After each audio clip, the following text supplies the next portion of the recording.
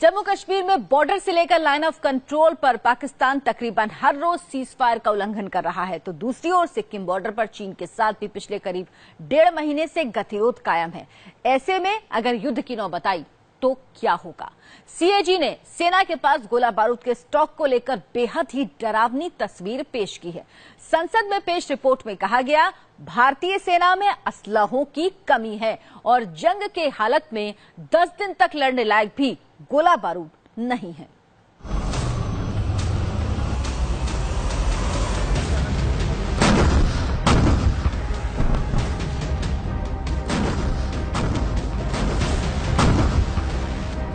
सरहद पर पाकिस्तान का सीज फायर वायलेशन थमने का नाम नहीं ले रहा। पाकिस्तानी सेना से लेकर हुक्मरान गाहे बगाहे जंग की धमकी भी देते रहते हैं। वेस्टर्न बॉर्डर पर पाकिस्तान परेशान कर रहा है तो नॉर्थ ईस्ट में चीन घुसपैठ पर उतारू है।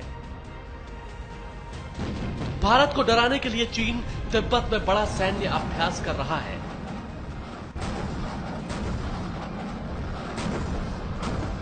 पाकिस्तान और चीन की गीदड़ भभकी अगर हकीकत में बदल गई और जंग छिड़ी तो क्या होगा?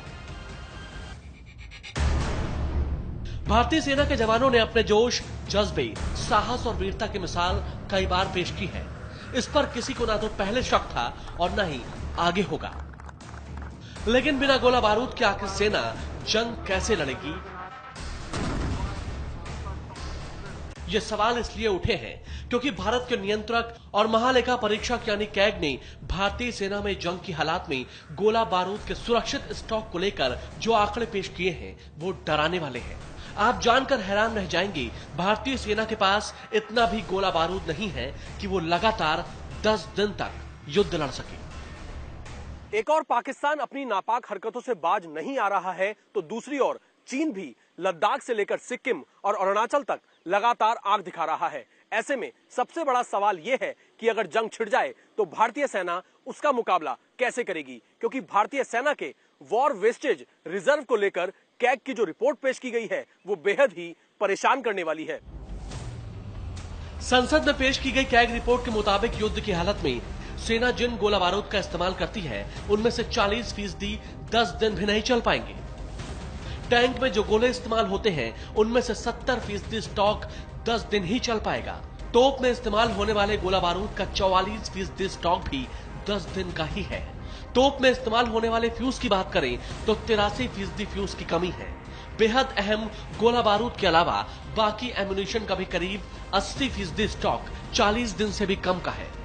यूपीए के कार्यकाल में आपको याद होगा, जनरल वीके सिंह जो उस वक्त आर्मी चीफ थे, उन्होंने चिट्ठी लिखी थी प्रधानमंत्री जी को, उस समय तत्कालीन प्रधानमंत्री जी को, कि हमारे पास 10 दिन के लड़ने का एमुनेशन नहीं है और कई कैटेगरीज में तो 5 दिन का नहीं, जबकि चाहिए 40 दिन का मिनिमम।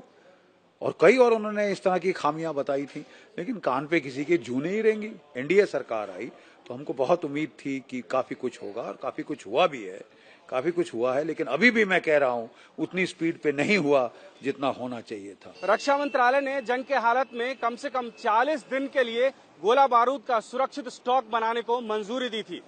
हालांकि 1999 में सेना ने तय किया था कि जंग की हालत में कम से कम 20 दिन के लिए गोला बारूद का सुरक्षित स्टॉक होना चाहिए, लेकिन आज की डेट में इंडियन आर्मी के पास सिर्फ 10 दिन की लड़ाई के लिए गोला बारूद का सुरक्षित स्टॉक है, जो कि बेहद चिंताजनक है। कैग रिपोर्ट के मुताबिक इंडियन आर्मी के पास सिर्फ 82% गोला बारूद ही इस्तेमाल करने लायक है। बाकी का करीब 18% गोला बारूद बेकार है। कैग रिपोर्ट ने गोला बारूद की खरीद में देरी पर चिंता जताई है। रिपोर्ट के मुताबिक सेना मुख्यालय ने 2009 से 2013 के बीच खरीदारी के जिन मामलों की शुरुआत की उनमें से ज्यादातर जनवरी 2017 तक पूरे नहीं हो सके थे। कैग ने कहा है कि करीब 2013 से ऑर्डिनेंस फैक्ट्री बोर्ड ने सप्लाई किए जाने वाले गोला बारूद की क्वालिटी और स्टॉक में कमी पर ध्यान दिलाया, लेकिन इस पर कोई कार्रवाई नहीं हुई। हालांकि कैग रिपोर्ट पेश होने से पहले ही सरकार एम्युनिशन सप्लाई को बेहतर बनाने के रोड मैप पर लग गई है। सरकार ने पिछले हफ्ते ही उप सेना प्रमुख को हथियार और गोला बारूद खरीद को मंजूरी देने के वित्तीय अधिकार दिए हैं। रक्षा विशेषज्ञ इस फैसले को सही दिशा में उठाया गया कदम बता रहे हैं। अभी भी हमारे पास वेकअप कॉल आई है चाइना की, पाकिस्तान की, कि अब आपको अनलिमिटेड टाइम नहीं मिलेगा अपनी डिफेंस प्रिपरेशन करने के लिए। उसके चलते वाइस चीफ को ये पावर्स देना मैं समझता हूं एक बहुत निहायत अच्छा कदम, निहायत टाइमली स्टेप है, and it was the call of the our.